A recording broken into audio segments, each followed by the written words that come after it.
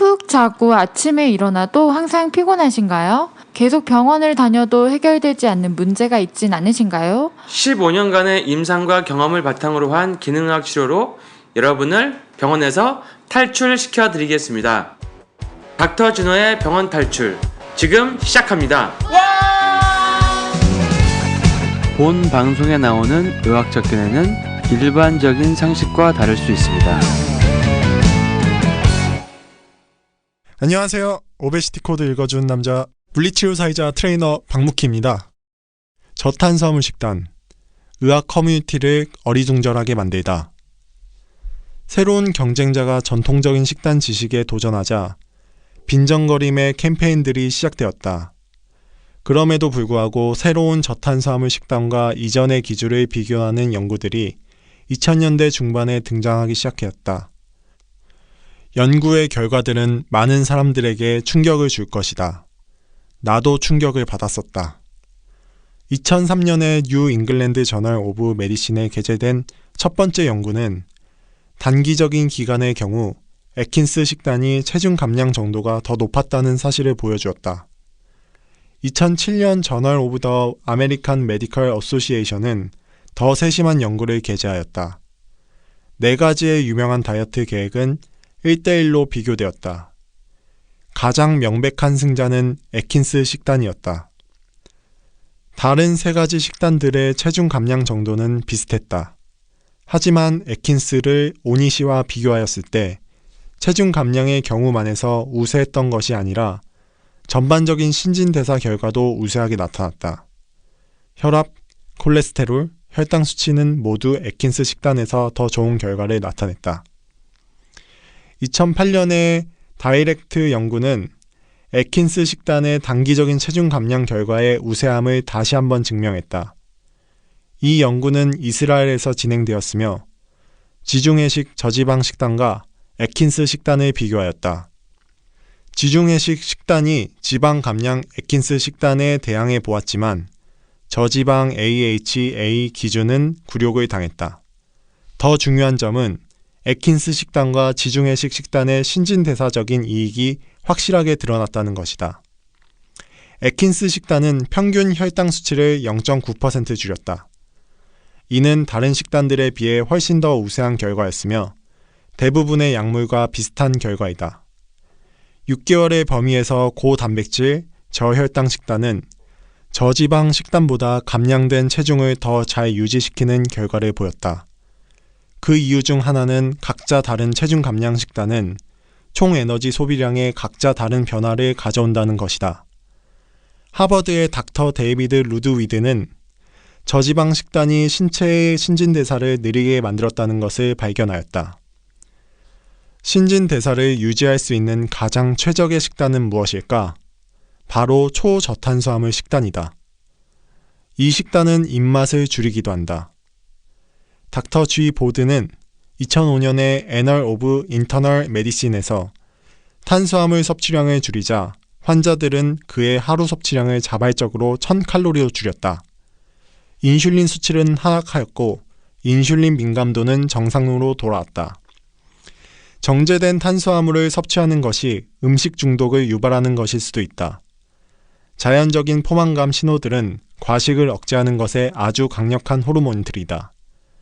콜레키스토키닌과 펩타이드 YY와 같은 호르몬들은 섭취되는 단백질과 지방에 반응하여 과식을 억제하도록 신호를 보낸다. 5장에서 언급한 뷔페 예시를 다시 한번 살펴보자. 어떤 시점에서 당신은 더 이상 음식을 먹지 못할 것이고 돼지고기 2쪽을 더 먹는 생각은 속이 울렁거리도록 만들 것이다. 그 기분이 바로 포만감 호르몬이 신호를 보낼 때 느끼는 기분이다. 하지만 작은 케이크 조각이나 사과 파이가 눈앞에 놓이게 된다면 먹을 수 있을 것 같지 않은가? 어린아이로서 우리는 이것을 디저트 배라고도 불렀을 것이다. 일반적인 음식으로 가득 찬 첫 번째 배가 있을 것이고 디저트용의 두 번째 배가 또 따로 있을 것이라고 상상할 것이다. 배가 불러도 정제된 탄수화물이 들어갈 자리는 있을 것만 같은 것이다. 하지만 단백질이나 지방은 더 이상 못 먹을 것 같지 않은가?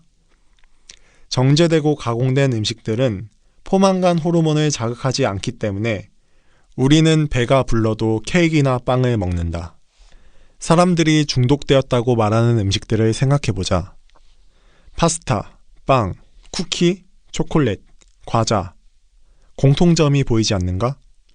모두 정제된 탄수화물이다. 누군가가 생선, 사과, 고기, 시금치에 중독되었다고 말하는 것을 들어본 적이 있는가? 별로 없을 것이다. 모두 맛있는 음식들이지만 중독성이 있지는 않은 음식들이다. 일반적인 위안 음식을 생각해보자. 마카로니엔 치즈, 파스타, 아이스크림, 사과파이, 메시드 포테이토, 팬케이크. 느끼는 바가 있는가? 역시 모두 정제된 탄수화물이다. 이 음식들이 우리 뇌의 보상 시스템을 제공하여 우리에게 위안을 준다는 증거가 존재한다. 정제된 탄수화물들은 중독되기 쉬우며 과식하기 쉽다. 정제된 탄수화물들을 위한 자연적인 포만감 호르몬을 자극하지 않는다. 이유는 당연히 정제된 탄수화물은 자연적인 음식이 아니고 가공을 거쳤기 때문이다. 그 독성은 가공의 과정에서 생겨난다.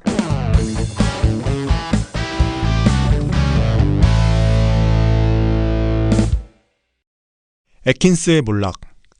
위에서 설명된 연구들은 의학 전문가들을 어리둥절하게 만들었다.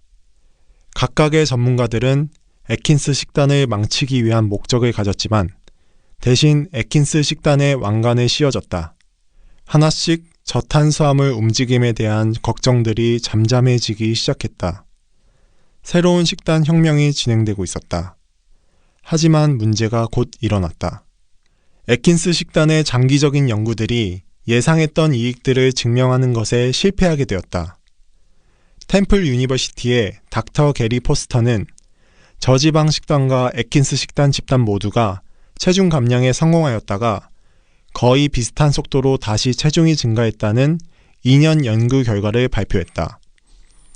12달 이후 다이렉트 연구들의 모든 환자들, 애킨스 식단을 진행한 환자들 포함은 감량했던 체중을 도로 되찾았다.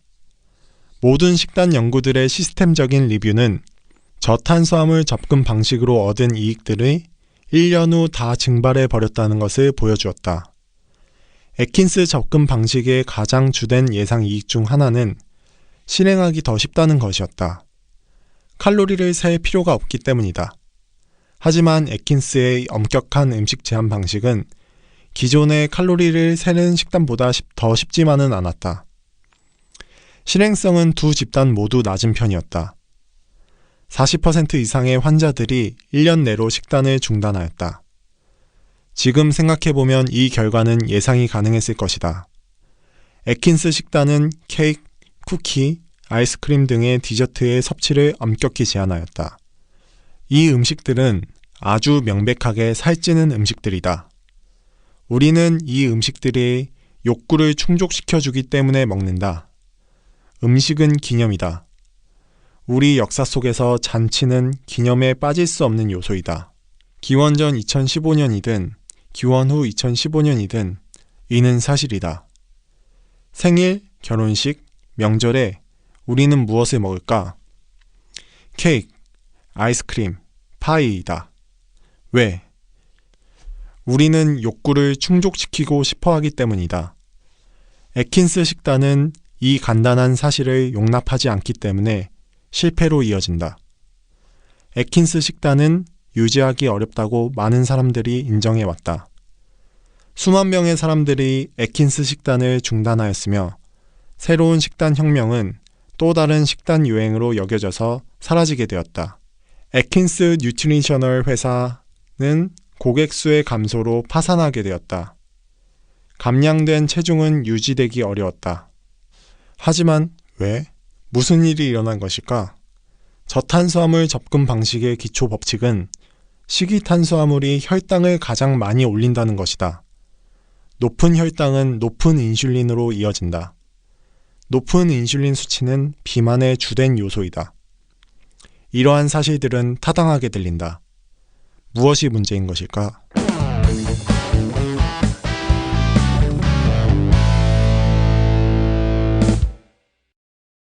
불완전한 탄수화물 인슐린 가설. 탄수화물 인슐린 가설은 틀린 가설은 아니다.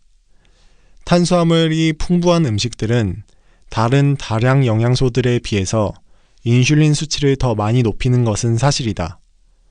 높은 인슐린 수치가 비만을 유발하는 것 역시 사실이다. 하지만 가설은 불완전했다. 많은 문제들이 존재했다. 쌀을 먹는 아시아인이 가장 명백한 모순점이었다. 대부분의 아시아인들은 흰쌀, 정제된 탄수화물을 기반으로 한 식단을 섭취해왔다.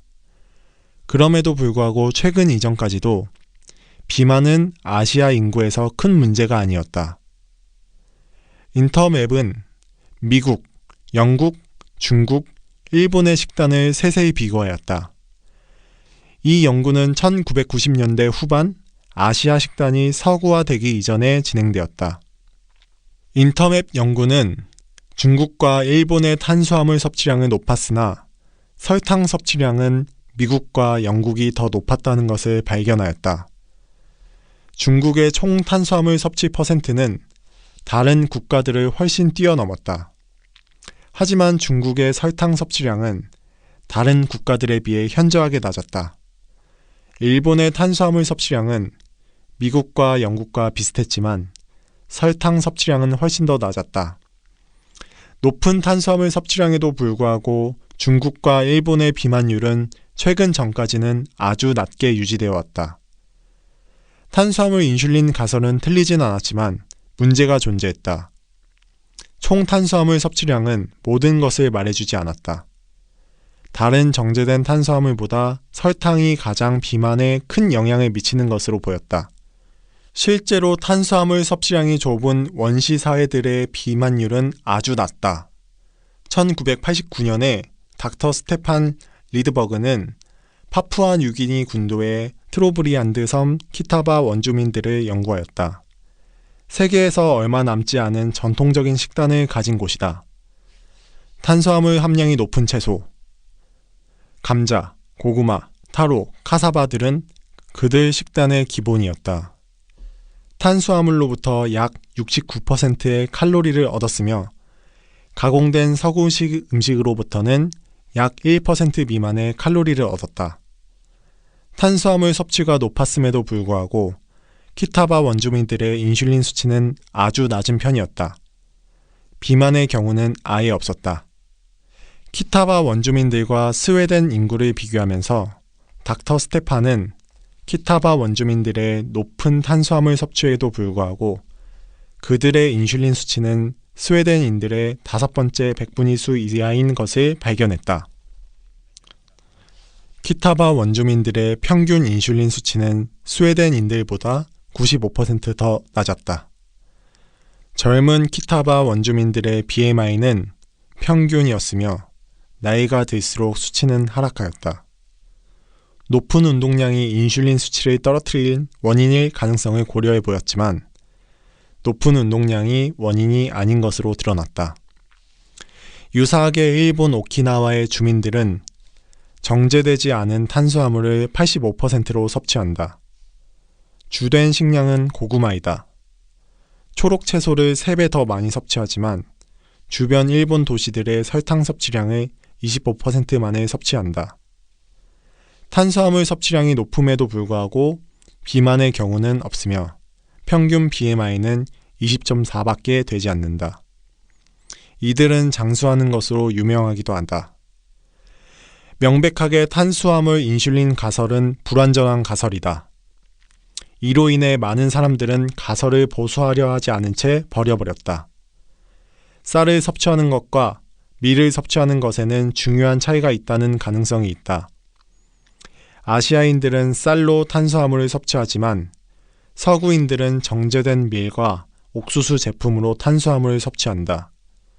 서양 비만율 변화들이 밀의 종류와 변화들과 관련이 있을 수도 있다. 윗벨리의 저자 닥터 윌리엄 데이비스는 우리가 현재 섭취하는 밀은 본래의 밀과 많이 다를 수 있다는 것을 제시한다. 아인콘 종류 밀은 기원전 3300대부터 재배되었다. 1960년대에 이르렀을 때 세계의 인구가 늘어나면서 농업 기술들은 미래의 수확량을 늘리는 데에 초점을 맞추었으며 드워프, 세미 드워프 종류의 밀을 수확하기 시작했다. 현재 99%에 재배되는 밀은 드와프, 세미 드와프 종류의 밀이며 이런 새로운 종류의 밀을 섭취하는 것은 건강에 영향을 줄 수도 있다. 인슐린과 비만은 여전히 인과적으로 연관되어 있다. 하지만 높은 탄수화물 섭취량이 항상 높은 인슐린 수치로 이어지는 것은 확실하지 않다. 키타바에서 높은 탄수화물 섭취량은 인슐린 수치의 증가로 이어지지 않았다. 탄수화물이 인슐린 수치 증가의 단 하나의 요인이라는 개념은 옳지 않다. 가장 중요한 퍼즐 한 조각이 무시되어 왔다. 설탕은 비만에 중요한 역할을 한다. 하지만 어떻게? 인슐린 내성을 살펴보면 답이 나온다.